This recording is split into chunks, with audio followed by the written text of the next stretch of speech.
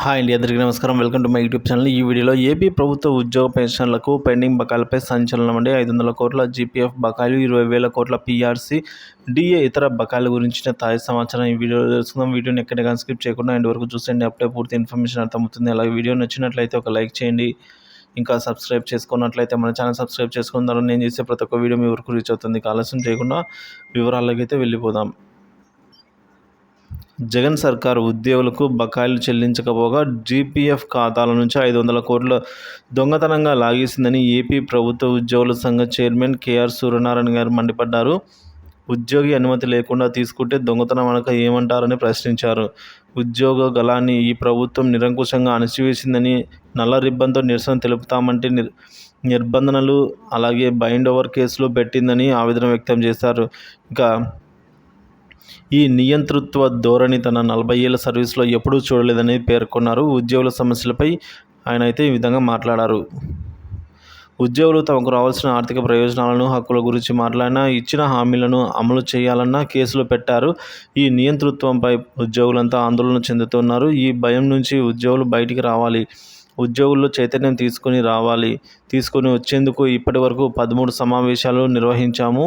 ఈ రాష్ట్రంలో ఉద్యోగులు స్వేచ్ఛగా ధైర్యంగా తీసుకునే పరిస్థితి వస్తుంది, పని చేసుకునే పరిస్థితి వస్తుంది అని అయితే బలంగా నమ్ముతున్నానని అంటున్నారు.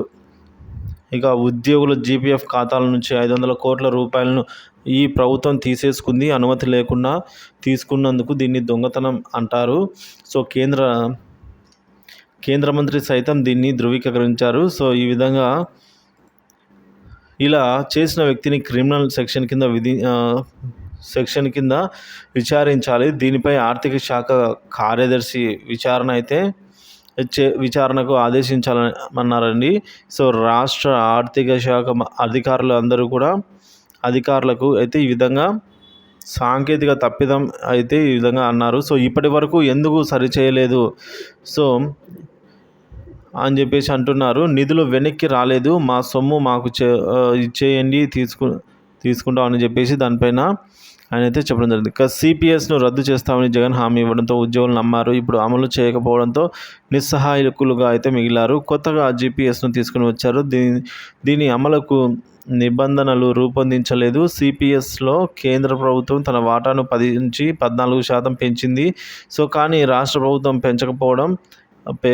పెంచకపోవడంతో 4% నష్టపోతున్నారు. ఉద్యోగుల జీతాల నుంచి మినహాయించిన డబ్బులను ప్రాణ్ ఖాతాలకు జమ చేయలేదు. అలాగే ఇక ఐఎస్ఐ అధికారులకు కేంద్ర వైద్య పథకం కావాలో రాష్ట్ర ప్రభుత్వం కావాలో నిర్ణయించుకునే అవకాశం ఉంటుంది. ఏపీకి చెందిన ఐఏఎస్ అధికారులు కేంద్ర ప్రభుత్వాన్ని అయితే ఈ విధంగా తెలుపుతున్నారండి. ఇక ఉద్యోగులు చెల్లించవలసిన బకాయిలు ఎంత ఉన్నాయో ప్రభుత్వం చెప్పట్లేదు. సమాచార హక్కు చట్టం కింద అయితే దరఖాస్తు చేసిన వివరాలు ఇవ్వట్లేదు.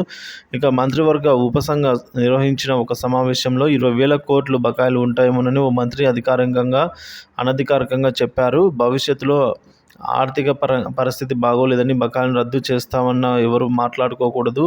అయితే కేసులు పెట్టి జైల్లో పడేస్తారంటే ఏం చేయాలి? ఈ 5 ఏళ్లలో ఒకసారి డిఏ బకాయిలు ఇవ్వలేదు. ఈ 20,000 కోట్లను ఎలా చెల్లిస్తారనే దానిపై అయితే స్పష్టత లేదు. మాకు జీతం ఎప్పుడు వస్తుందా అని ఎదురు చూడాల్సి వస్తుంది. 12వ పీఆర్సీ ఇప్పటికే పెండింగ్లో ఉంది. 11వ పీఆర్సీ బకాయిలు వస్తాయా రావా అనే దానిపై ఉద్యోగులు అయితే వారి కుటుంబాల్లో ఆందోళన నెలకొందని అయితే చెప్తూ ఉన్నారు.